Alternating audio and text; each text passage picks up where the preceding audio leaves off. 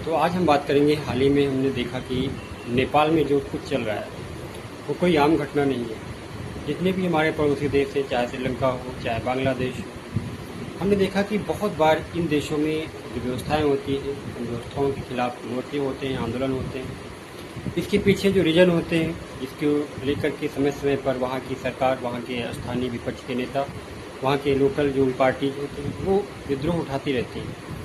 लेकिन हमने देखा कि कई बार जो वर्तमान सरकार होती है उस चीज़ को ध्यान नहीं देती, और ये चीज़ें जब लगातार किसी को इग्नोर किया जाता है तो कब तक वो अपने इग्नोरेंस को सह पाएगा। कभी न कभी तो उसका गुस्सा फूटेगा। यही कुछ हुआ है नेपाल में। नेपाल में सरकार अपने देश के नागरिकों को और विशेषकर युवाओं को बहुत देश से जो है इग्नोर कर रहे हैं। करप्शन के खिलाफ, भ्रष्टाचार के खिलाफ, बेरोजगारी के खिलाफ जो आवाज़ें उठाई जा रही हैं उनको सरकार लगातार इग्नोर कर रही है, जिसकी वजह से युवाओं का गुस्सा सोशल मीडिया के माध्यम से पूरे देश में न फैल जाए। इस मोटिव को ध्यान में रखते हुए वहाँ की सरकार ने लगभग 26 सोशल मीडिया ऐप को बैन कर दिया। जब सोशल मीडिया ऐप बैन हो जाते हैं तो जेन जेड, जिसे हम जो है जनरेशन जेड के नाम से जानते हैं, ये वो लोग हैं जो 1997 से 2012 के बीच पैदा हुए। ये जेन जेड के लोग जो है वहाँ पर आंदोलन कर देते हैं। के.पी. शर्मा ओली और वहाँ के गृह मंत्री के खिलाफ धरना प्रदर्शन होता है। अंत में वहाँ से वो लोग टिप्पणी करते हैं कि फैसला वापस नहीं लिया जाएगा, और परिणाम ये होता है कि वो लोग प्रधानमंत्री के घर पे हमला कर देते हैं, घर को आग लगा देते हैं। प्रधानमंत्री को जो है तुरंत वहाँ से निकलना पड़ता है, और जो गृह मंत्री हैं उनको इस्तीफा देना पड़ता है, प्रधानमंत्री को इस्तीफा देना पड़ता है। क्या रीज़न है इसके अगर हम और गहराई में जाएं तो हम देखते हैं कि जब से ओली की सरकार बनी, ओली ने चीन के साथ अपनी नज़दीकियाँ बढ़ाना शुरू की, जबकि भारत और नेपाल के जो लोग हैं जिनका आपसी रिश्ता बहुत मजबूत है, तो नेपाल की अधिकतर पॉपुलेशन चाइना के साथ नेपाल की नज़दीकी को अच्छा संकेत नहीं मान रही थी, या हम कह रहे थे कि स्वीकार नहीं कर रही थी। तो एक तो कारण ये भी है कि चीन के साथ उसके संबंध और भारत के साथ उसकी दूरी, ये एक प्रमुख मुद्दा रहा। साथ ही वर्तमान जो वहाँ के मुद्दे थे जिनको उन्होंने इग्नोर किया, युवाओं के गुस्से को वो समझ नहीं पाए, युवाओं की आकांक्षाओं को समझ नहीं पाए, और इस वजह से ये हम जो परिणाम देख रहे हैं वो हमारे सामने होता है।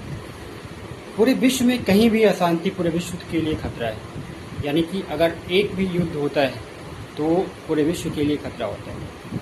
कहीं की भी गरीबी पूरे विश्व के लिए खतरा है। अगर हमारे पड़ोस में अशांति रहेगी तो हम घर में चैन से सो नहीं सकते। तो पड़ोसी देश में अगर हम देख रहे हैं इस प्रकार का माहौल है तो कहीं न कहीं हमारे लिए भी ये एक संकेत है कि हमें अपने तरीके से चीज़ों को सही से, जो हमारे युवाओं की आवाज़ें हैं उनको सुनना होगा। कल को ऐसा ना हो कि हमारे देश के युवा भी इस प्रकार की घटनाएं को अंजाम देने लगे।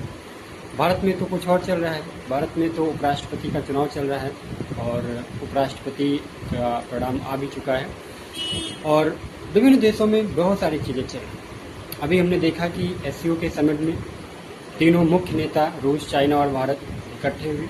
उसके बाद ट्रंप जी ने जो अपना इमोशंस व्यक्त किए वो भी सबने देखा।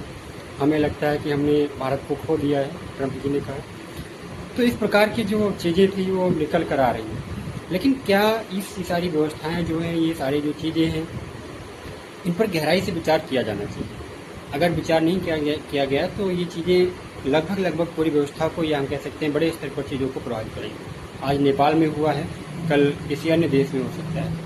और हमने देखा कि श्रीलंका और म्यांमार, बांग्लादेश में इस प्रकार की घटनाएं पहले भी हो चुकी हैं। अन्य बहुत सारे देशों में दूसरी प्रकार की आपदाएं चल रही हैं। हमारे भारत में ही पंजाब में बाढ़ जैसी समस्याएं हैं जिससे लोग परेशान हैं, और न केवल पंजाब में बल्कि भारत के अन्य राज्यों में भी इस प्रकार की समस्याएं देखी गई हैं।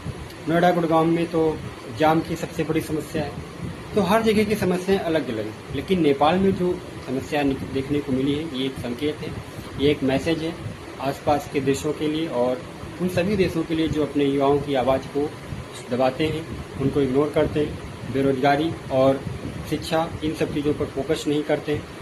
तो ये अब वो युवा नहीं है, अब ये सोशल मीडिया वाले युवा हैं। सबसे बड़ी बात, अब तक के इतिहास में मुझे जहाँ तक लग रहा है कि ये पहला ऐसा विद्रोह है जो सोशल मीडिया, इसका तत्कालिक कारण सोशल मीडिया था, सोशल मीडिया की वजह से इतना ज़्यादा हाईलाइट है।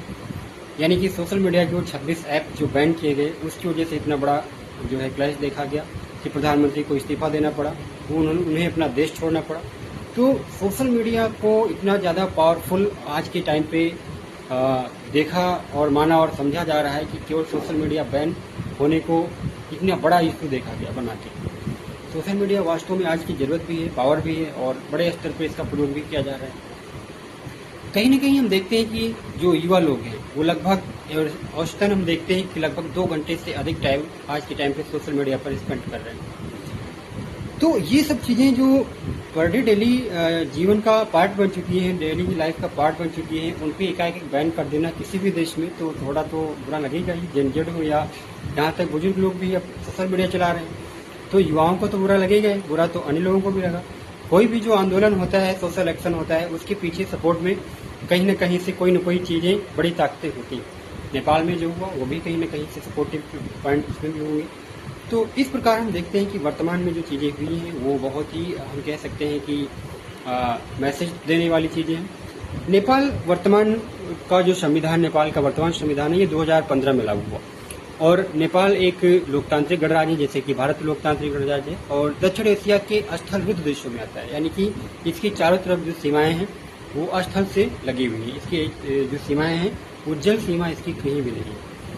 अगर हम बात करें इसकी राजधानी की, तो इसकी राजधानी काठमांडू है और रुपया इसका नेपाली रुपया है। तो ये चीज़ें भी हम समझ सकते हैं। दूसरी बात अगर हम बात करें तो नेपाल वो देश है जिसने बौद्ध धर्म को जन्म दिया। बौद्ध धर्म के संस्थापक गौतम बुद्ध जी का जन्म कहाँ पे हुआ था? लुम्बिनी, नेपाल में हुआ था। साथ ही अभी हमारा राम मंदिर जब बना तो राम मंदिर में हमने देखा कि जो पत्थर लाए गए वहाँ राम मंदिर बनाने में, तो बहुत सारी चीज़ें वहाँ नेपाल से लाई गई और हमारी सीता माता जी का संबंध भी नेपाल के जनकपुर से ही माना गया है। तो बहुत सारी चीज़ें जो है नेपाल से जुड़ी हुई हैं। भारत के बहुत ही आत्मिक संबंध नेपाल से रहे हैं। कई बार काला पानी और विभिन्न प्रकार की नदियों विवाद भी हुए हैं। लेकिन हम देखते हैं कि बहुत सारी चीज़ें जो कि इम्पोर्टेंट हैं, जो समझने की ज़रूरत है, वो चीज़ें हमें ध्यान रखना होगा। ठीक है, हम अमन चाहते हैं मगर जुल्म के खिलाफ, अगर जंग लाजमी है तो जंग भी सही। तो नेपाल के युवा भी यही चाहते हैं कि वो अमन तो चाहते हैं, लेकिन जुल्म के खिलाफ अगर जंग होगी तो जंग से भी पीछे नहीं हटेंगे।